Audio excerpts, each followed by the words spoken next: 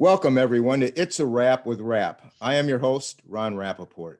This podcast features extraordinary people who do special things to enrich our lives and people who have overcome major challenges and adversities in their lives to come out on top. Our guest today is a very special woman, Gail Hamilton, who is a singer, musician, author, and public speaker. She shares her message of bravery, empowerment, gratitude, and positivity to audiences nationwide. Born 10 weeks premature and weighing a mere 2.5 pounds, Gail and her twin brother lived in separate incubators for 6 weeks with continual 100% pure oxygen. Though her twin was not affected, this high oxygen level damaged Gail's eyes and left her with partial vision. It was during elementary school that her eyes developed cataracts, decreasing her sight to total blindness. Becoming totally blind is when Gail's imaginary and spiritual inner vision took flight. During this time of transformation, classical music became the center of her world. It was also during this time she experienced enormous other personal challenges in her life.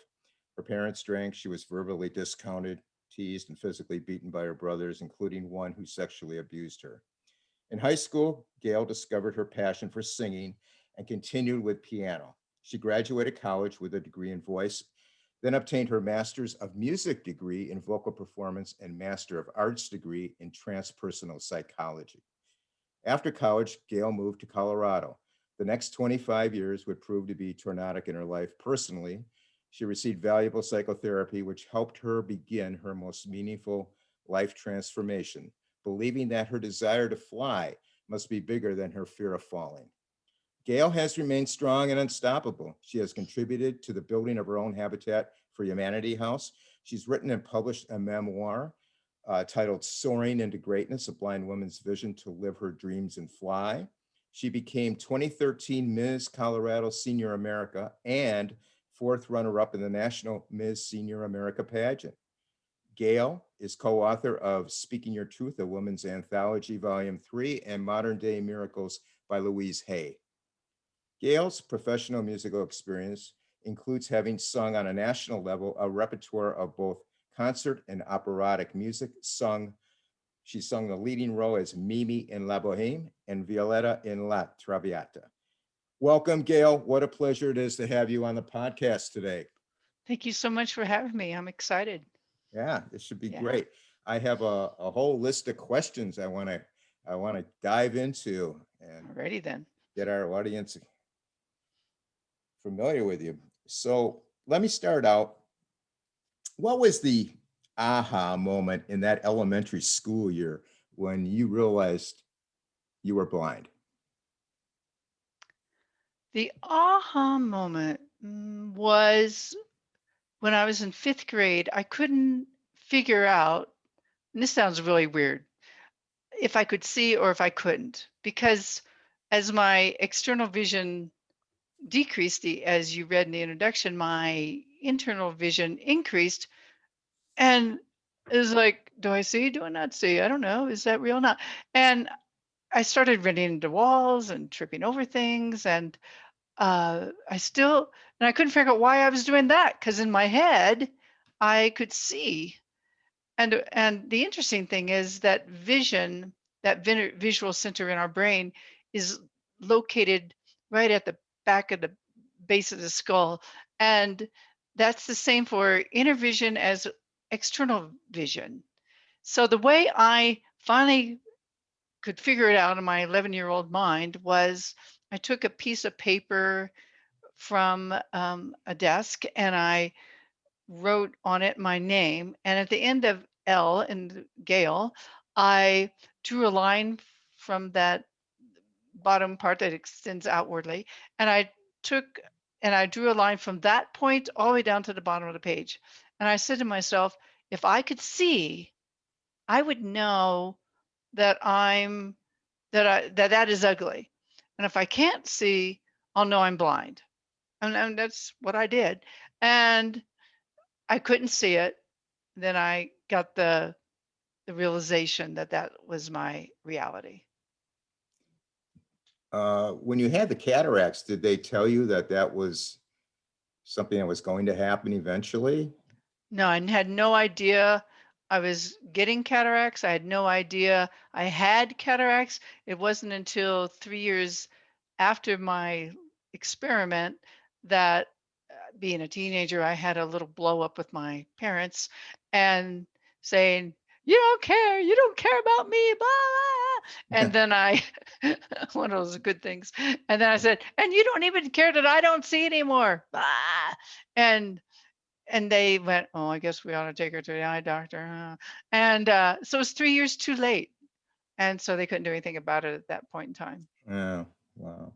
Yeah. How did your family, your friends, your teachers, and society react to your disability back then?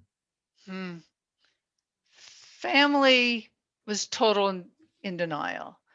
My mother would say later, she goes, "Why do you tell people you could see? You know you can't, or you know you didn't." It's like, really? I remember seeing the pictures in my bedroom of a little boy and a little girl kneeling with their profiles facing each other with blonde hair and blue eyes. I remember they had little shoes, and I used to draw with a black crayon, which I'm sure made my mother happy, from one oh no, it wasn't the kids, but it was I had pink wallpaper and it had little white dogs on it with the little blue shoes. And I would take the crayon and draw from one dog's shoe to another dog's shoe. Why I did that, I have no idea, but I'm little and I do those things. So I know I saw, but my parents totally would deny that. Um, Friends, I went to a school for the blind for the most part, and we all kind of hung out together. It was interesting about that dynamic. The more sight one had, the more accepted one was in the hierarchy of students, even back in elementary school. So if you had a little partial sight, you were valued. But if you had zero, not so much. So Wow. that, So yeah, they had a social strata even there, huh? yeah, yeah. And you wouldn't think so, but yeah, they No, did. Yeah, no, you would think no, but I yeah. guess it's everywhere. I guess so. Yeah. And of course now out in the world it's kind of the same way. The more, and it still is true, the more people have sight, the more respected they are, even in places, organizations for the blind. It's kind of that way. And Wow. it's kind of sad, but there you have it. Yeah, it's Yeah. reality. Yeah. Who, Gail, who is your biggest supporter in those early years of your disability? My biggest support would be my grandma. My grandma, she had a sixth grade education. God, she makes the best cinnamon rolls. Strawberry pie, just for me. She knew I loved strawberry pie and cinnamon rolls. And but she treated me like a normal individual, not like a blind person, but a person just happened to be blind. And she touched me, and she had bigger conversations like you and I are having. There's a concept, and she knew. She hugged me and touched me, and oh, she made the little sandwiches, crackers with saltine crackers. She Uh-huh. put bologna on them and ketchup and, oh, let's see, it sounds gross. Potato chips, pickles, tomato, anything she could get on that cracker. They'd be like 3 inches high by the time she finished up there. It's really interesting. You ask people who their biggest supporters were in those years, and grandmother and grandfather come up all the time. Wow, isn't They that really do. interesting? Yeah. Huh? Yeah. Well, she just saw me as normal. Yeah. And she Sure. loved me unconditionally. It didn't matter Yes. to her that I was blind. I was just Gail, her granddaughter, and we had best times together. Yeah.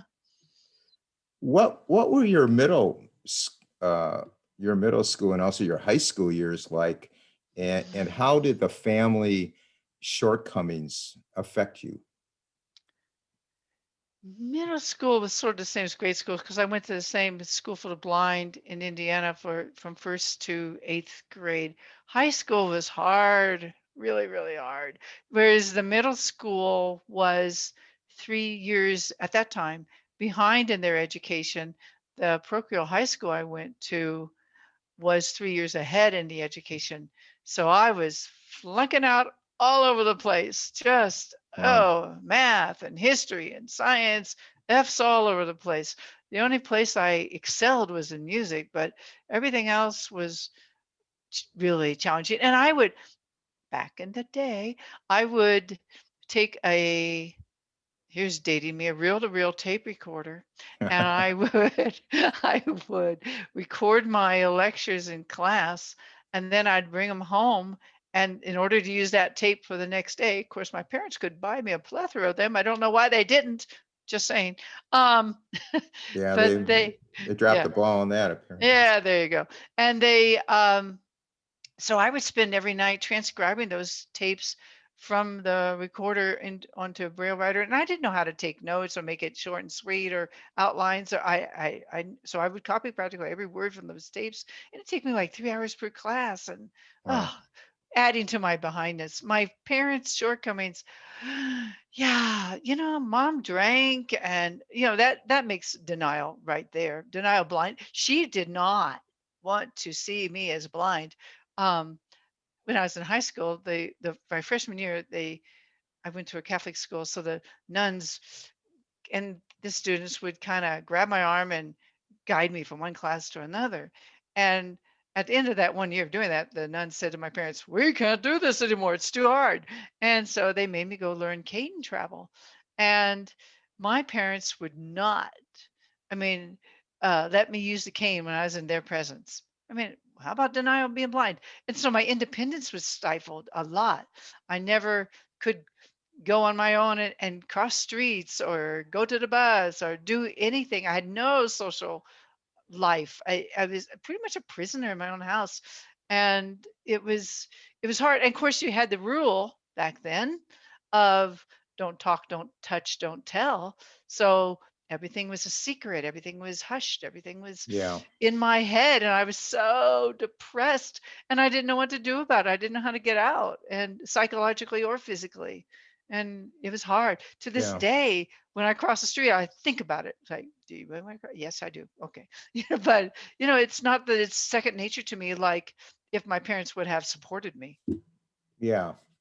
Yeah, you were definitely trapped during those turbulent years from elementary through high school. Did you have to suffer alone in silence, or was there any intervention to help you deal or resolve the abuse that was going on?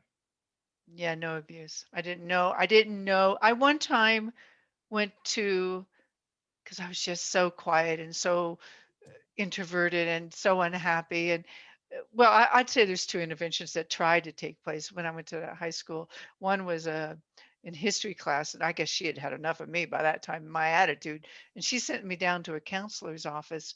I didn't know the value of counseling, and I was afraid, and I found out later, rightly so, because she would have done that, was that she would tell all to my parents. So I didn't tell. And I don't know if I knew even the extent of the all, because we stuff it down. And so I just kept everything buried. The other, I had another teacher, I guess I was in my sophomore year, and again I was depressed and I wouldn't sing, and I always sang and I didn't sing, and obviously something was going on at home, but and I wouldn't talk about it. And I can remember her dragging my chair across the dining room and going, "What is your problem, young lady?"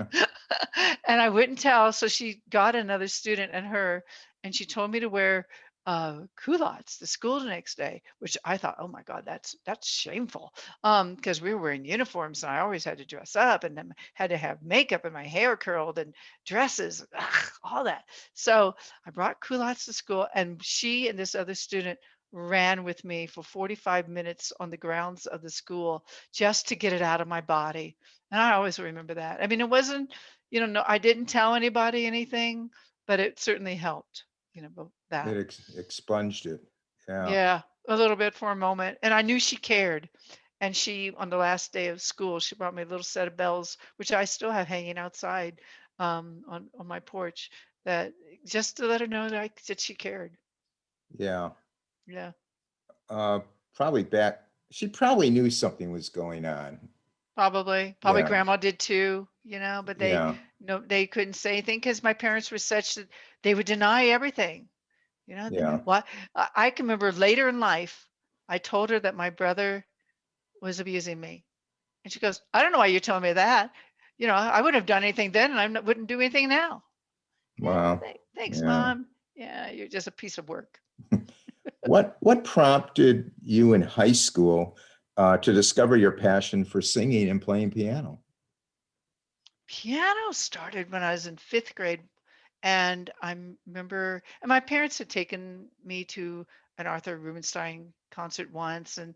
And, but one night I was hearing from an intercom from my brother's room a piano concerto. And I said, oh my gosh, that's the most beautiful thing ever. And that probably started the piano lessons and my piano side of me. Singing, I honestly was trying to get out of those piano lessons, which ended up being probably the best thing for me. But I was trying to get out of them, so I um, tried guitar, and that worked not real well. But I know a couple things on the guitar. And then I went, oh, how about voice? And I've always sung. I've always sung in grade school. Even at 8 years old, we'd sing in choir. My twin brother would nudge me in his elbow and going, shh, quiet, you're too loud. So obviously I had a big mouth even back then. And I went to, they said you can take voice or you can take guitar, you can take whatever you want as long as you keep up the piano. So I walked into my first voice lesson and hit a high C, and she goes, what are you doing being an alto? And I went, I don't know, I like to harmonize. And I knew that was my passion soon as I had my first lesson. Nice. Yeah. Would you share with our audience some of the accolades you've accomplished in the field of music? Well, let's see some of my accolades. When I was getting my master's in music, I think that's where most of my accolades came from. As you mentioned, introduction, singing the roles of Mimi and Violetta and La Boheme Fiata. I mean, that was definitely highlights of my life too. And I loved that. I loved the orchestra and dressing all up, and that was really fun. With under that teacher's tutelage, I did 5 recitals. I sang with orchestras and trios and quartets, and I did recitals, and I did oratorials, and you name it, I did it.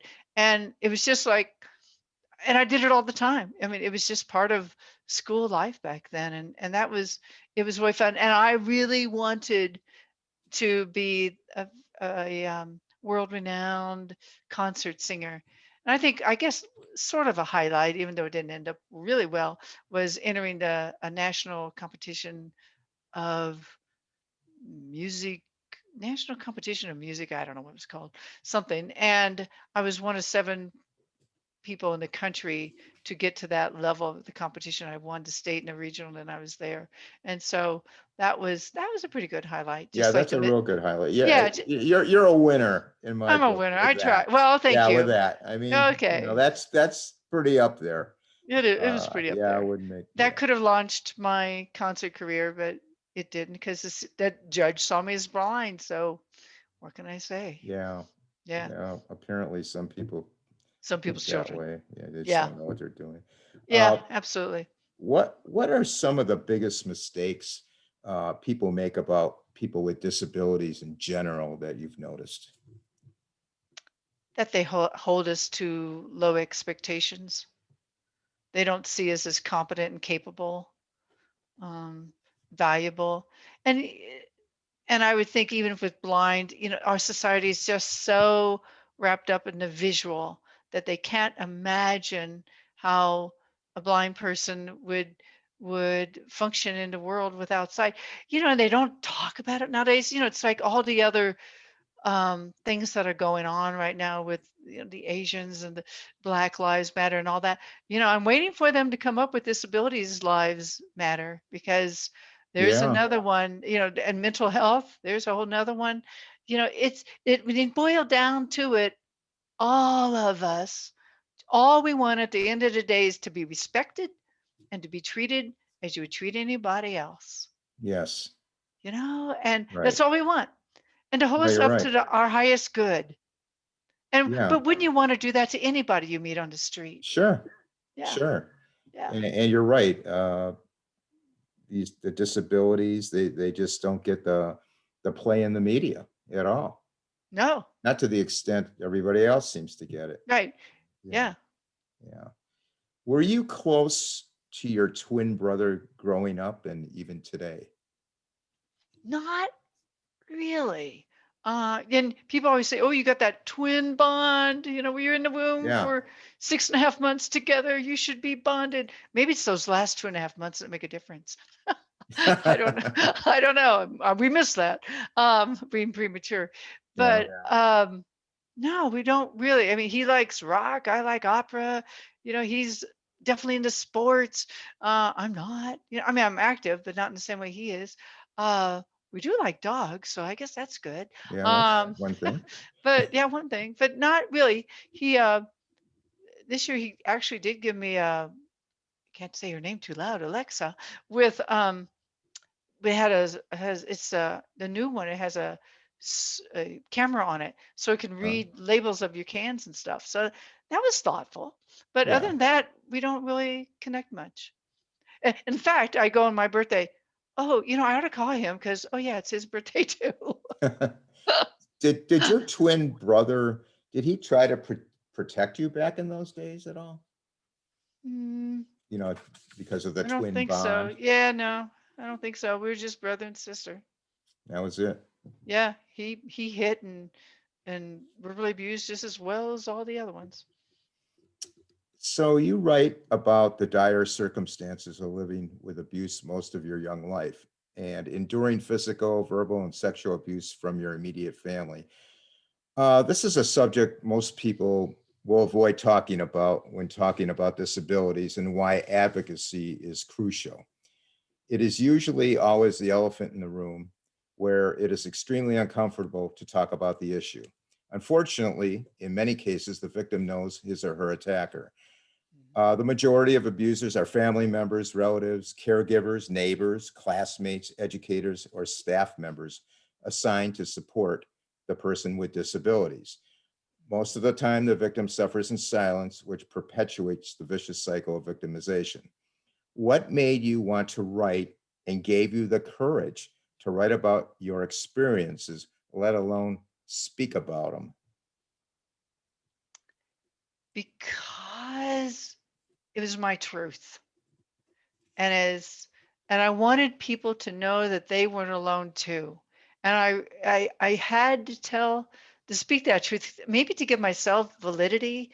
But even though I knew I my truths were real and my experiences were valid, I had to get it out there for whatever. I just wanted to touch people's lives and let them know that they're not alone and they can make it over that hard. And it's way too, like you just read, it's way too common. I think I've heard once 95% of people with disabilities are abused. That's just unacceptable. Yeah, And our society needs to know that this is going on. And we need to put a stop to that too. yes, absolutely. If I knew, I don't know if how I could have done back then. I didn't really discover until I was older, though, what really was going on. I knew what happened with my brother. I mean, I knew that consciously. I didn't know what was going on with my father because I was too little. And so that didn't get uncovered until later in life. But if I would have known I could trust somebody, and if I would have known there was confidentiality, if I would have known I wouldn't have gotten in trouble, of course, hindsight's always better than Yeah, foresight.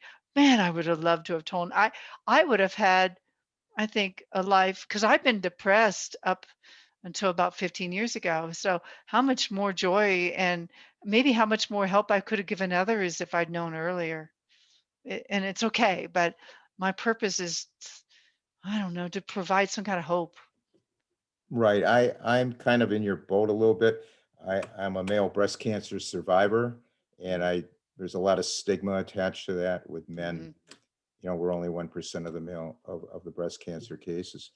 Mm, And there's a lot of men out there with a lot of stigma, depression about it and all that. And mm, we get out and advocate for them because they mm, are, for the most part, voiceless. So we're getting that right. out, and it does uh, it's great to help people like that, and Yeah. that's what you're doing. You're helping Yeah. people in that situation. Yeah. What advice would you give to someone who is Mm. currently uh, in a situation that was similar to yours? If they're old enough, find that one person you can trust, I would guess, and confide in that person and reach out no matter what it is. I've been suicidal in my life and like 4 or 5 times. And the most important thing of all of it is that there's always hope. There's always a way through it, around it, over it, under it, whatever the challenge is. And find that one person that can believe in you until you can believe in yourself, and just connect with that person, because there is a way, and you deserve to have a good life. Absolutely, absolutely. Gail, what was the turning point between being a victim of your life circumstances and realizing you are the creator of your own destiny? What was the turning point? Turning point, I did a lot of psychotherapy. I mean, years. When I was suicidal, and I was in not a codependent relationship, and I gave up myself, I gave up my music, I gave up my psyche, I gave up everything, and I found the same kind of abuse, that my dad had done, and finally, and I did a therapy, and one day towards the end, my therapist said, you ought to read this great book uh, called, and I would say, you can read that book and my book, everybody, but it's called Excuse Me, Your Life is Waiting by Lynn Grabhorn. And I read that. And not only did I read it, because, anybody could read a book, but I was at the place that it's like, oh, it's what's between my two ears that matters. It's my thoughts that create my greatness. It's not all those external circumstances. It's do I think I'm worthy? Am I lovable? Am I loved? Am I loving? Am I okay? What do I think about me? And so, and to live a life of gratitude and love and all that. So I she has little suggestions throughout the book of what to do to turn your life around, which is one, live a life of gratitude. And every time that something negative pops into your head, to switch it to anything positive, doesn't matter what it is, just make sure it's positive. And I did that for 30 days, and my life started turning. And from then, that's when I built the Habitat House, became Miss America, and wrote the book. And then last year, not in that introduction, I went to Australia before the pandemic. So, it's awesome. Anything Yeah, can happen. I'm glad you turned it around. What Absolutely. what what are what are the traits in your opinion people must have in order to live a successful life? I think you have to believe or be in alignment with your source, or have faith, or whatever you want to call that. I think so. That's one A, is be in alignment. Another A is be authentic with yourself and with others. Speak the truth no matter what. And then have a positive attitude, and then take action. So I call it my four little A's: alignment, authenticity, attitude, and action. It's good advice. Very good advice. Yeah. Growing up, you were awfully familiar with the way many tried keeping you institutionalized, including your parents, with an out of sight, out of mind mentality. How can someone that is what we call differently abled use their voice and learn how to use advocacy to truly live the Mhm. life they want? Any tips or guidelines? Well, for me, it took all those years of therapy and lots of discriminations before I finally found my speaking voice. Singing voice wasn't hard. The speaking voice was hard, because when you're abused, you don't want to get in trouble and you don't want to get hurt worse. So it's really hard to find that voice. So in order to find it, I think you have to start little, maybe some little thing that, or just jump out and start big, but probably it'd be easier to start little, it's like crossing a street. You don't want to cross a 6-lane highway the first day you learn how to use a cane. Right. Probably not the best thing to be doing. But so you'd probably maybe want to walk around the block first. So probably in finding your voice, maybe, the hardest thing I think I learned, and maybe the simplest step is saying, I was always saying yes to everybody else, and which meant no to me. And I think once I learned to say yes to me and no to them, then that's when my life sort of started turning around, because that's when I learned to set boundaries and to stick up for me. So maybe learning how to say no to others is a very good first step in finding your voice. Do you think saying yes to everybody was kind of diffusing the situation or whatever? Yeah, I became the doormat to anybody and everybody. Yeah. Yeah. Yeah. So, what inspired you to enter a pageant? What was it like, and would you do it again? I don't know if I'd do it again. Maybe if it were for the same reason I did, which was I did it. Um, I had a friend who entered me into it, and she says, "I'm entering you into this," and I went, "Oh, okay." And that was 5 years before I did. And then 5 years came along. She sent me the application, and I deleted it from my inbox. And she called me 2 minutes after that. Did you get the application? I go, "Yeah, I deleted it because I'm not doing that. And besides, I don't have the entrance fee." And said, "I'll be back." And she called me back and says, "Okay, that's wavered. You're in it." And I went, "Oh, okay." She So really wanted you in there. she did, because she believed in me what I didn't know about me, Yeah. as far as that goes. But my reason for doing it was because I wanted to inspire people, no matter if it's writing or singing or being in a pageant or playing auto harp or climbing the Sydney Harbor Bridge or whatever it is I'm doing at the moment, or crossing the street. If that gives somebody inspiration or hope that they can do the it in their lives that they're fearing, then I'm all about that, to help people overcome that. And so I did it with that in mind, to say, look, whatever your dream is, you can have it. You just have to believe. And so it was hard. It wasn't really hard. It was time consuming because I never seen a pageant. I didn't know how to smile with your teeth. I didn't know how to do the Queen's wave. I didn't know how to, um, and I did it with my fourth CNI dog.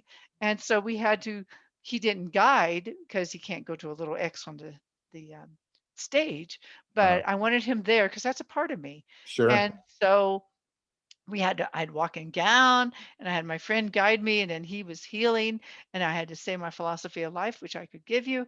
And then, but we practiced hours so that I would look, quote, normal. So they wouldn't see blindness first and me second. We wanted them to see me first, and oh yeah, she has a dog.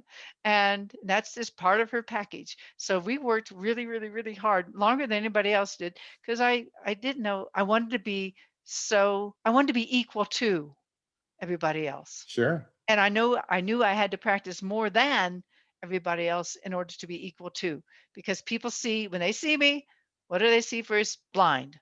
And they immediately put whatever projections they have on that onto me. And which isn't fair, but that's what they do. And so I knew my voice would win them over. Um, I knew my philosophy was good, and probably my gown didn't hurt either, it was fine. I thought I did well and all that, but I had to be better than, so I could be, as I said, equal to. So And it was fun. And I enjoyed it. I bet that seeing eye dog was a great support for you. He was great. He was a Yeah. poor little Vinny. That was after I only had him like 6 months, and oh, the women put little jewel rhinestones all over him and made him flashy. Yeah, What was they his had a good name? time. Vinny, Vinny. Sir Vinny the Great. Yep. That's a great name. Yeah, Vinny. Yeah. After accomplishing all of your achievements, what was the reaction from your family? Well, the book was totally, don't talk about that. I mean, how dare I disgrace their name and by writing that? And what I said was not true. Why did you go tell everybody else that? Um, my mother was dead by then, and I never told my father about the book because he was oh gosh, he was almost 90. And so I said to myself, is that going to help or hurt the relationship? Yeah. And not that we had a great relationship, but what little there was, I was kind of salvaging that. Didn't totally work there to the end of life, but at that time, that's what I wanted to do. My brothers never read the book. My sister, that was her comment after she read it, and she told everybody else not to read it. Everybody else was fine with it, but yeah, not my family. What was, oh, the other accolades? Music they were fine with. The house they were fine with. The operas, the pageant. Yeah, my sister even came out with me to the pageant in New Jersey, so that was great. Yeah, that's And good. yeah, so everything else, as long as we don't tell those secrets. Yeah. The book, So that was not a good move according to them, I'm sure, right, right, but right. too bad, right? Yep, absolutely, because it's my truth. And I was writing someone the other day that I did a podcast with, and I said, one thing that people can never deny you, and our truth is our truth. It may not be right or wrong, but it's our truth. Yeah. You know? Let me ask you, um, did you did you forgive your abusers? Was there a Yeah, point where you just said, I'm gonna forgive them? yeah, because I didn't want to. I mean, I didn't go, and you don't have to go to them to forgive them. People always think that, and you don't have to approve of what was done to you to forgive. Right. And so for me, I was in therapy and I don't approve of what was done. And yet I don't want to carry that around with me my whole life. I don't want to live my life in hate and Right. resentment and Right. anger and all that because that's stopping me from being who I was born to be and how come I was placed here on the planet. So yeah, they couldn't help what they did. They had whatever in their past that made them do it. So that's between there and their God. But it's not me to judge them. So I just said, okay, let it go. Yeah. Now I understand you have a seeing eye dog. How many have you had, and how have they changed your life? Oh, thank you for the therapy. Thank you. Really appreciate the therapy. I've had six. What was the second part of that? Oh, how they changed my life. Huh? Um, so I've had two shepherds, Gretel and Lorraine, um, then a golden camber. Let's see, he lived 15 and a half years. Vinny, Mr. America, he's Yeah. still living. He lost his passion though for guide work, so he's 10 now. Then I had Sarge. Um, and he's off being a police dog at the moment because we were attacked in the middle of two busy streets a couple years ago by someone who didn't control their dog. And and then I just had Maggie 2 weeks ago, and I only had her 5 days, dog, and she was a golden, the dog of my dreams, and but only 5 days because I hurt my knee, and now I have to get healed from that before I can go out and get dog seven. Each one of them have changed my life, and not just guiding, but I wrote a whole blog recently called Follow Your Dog, and it was all about the dog, how it's a physical, each one of them was doing guided me during a different phase of my life, and they've provided a psychological spiritual guide as well. So Gretel was there during all my music years. Lorraine was there while I was getting my psych degrees. um, Camber, he was there while I built my habitat house, so he helped me find my heart. So Gretel was music. uh, Lorraine was like my inner self, my psyche. Sure. Camber was building my house, which is like my heart. He helped me find love. Vinny was, what was Vinny? Vinny was like Mr. America. So he was like being that I'm the champion of my life. Sarge, he taught me to stand up for myself with advocacy because I'm all about touching and informing people, not teaching that the important people, all people need to control their dogs. And there's only 8,000 of us people out in the United States that use dogs, but keep your dog under control. And Maggie, I'm not sure yet what Maggie's purpose was for 5 days. I'm still kind of working on that one, but I know there's a purpose. If it's just that my knees get healed, then okay, Maggie. But man, she was cute. And maybe she showed me that I could have the dog of my dreams. And I wasn't specific with God on that one. I said, oh, I want a little girl, golden 52 pounds. And gosh, that'd be so great. And God said, okay, but only 5 days. It's like, okay, God, next time, 10 years. So, so I'm not sure what Maggie's purpose was yet. What are some of the biggest myths out there about blind people? Mm. Incapable, we're stupid. Oh, we don't know what we want. We don't know. Um, yeah, we can't think for ourselves. We don't have any brains, and we certainly can't do anything. We can't walk down a flight of stairs or across the hall by ourselves. But sometimes we can't dress ourselves. Oh, and we can't hear, for Pete's sakes. What does she want? They're always yelling at us. What else did I do? Uh, yeah, I can't think, can't talk. Yeah, we certainly we don't have any ability to be normal. And they don't, and discrimination is just so subtle. They don't even know they do it, and they do it. So Well, I'm it's glad that you're mentioning this and our audience is hearing this, because we're probably opening up some eyes and some minds, and hopefully changing yeah, the way people look at blind people. yeah. You Sometimes know, they'll ask me. I never had that feeling at Oh, all. good. As a matter of fact, I always thought the opposite. Boy, they're pretty smart. I mean, they get around.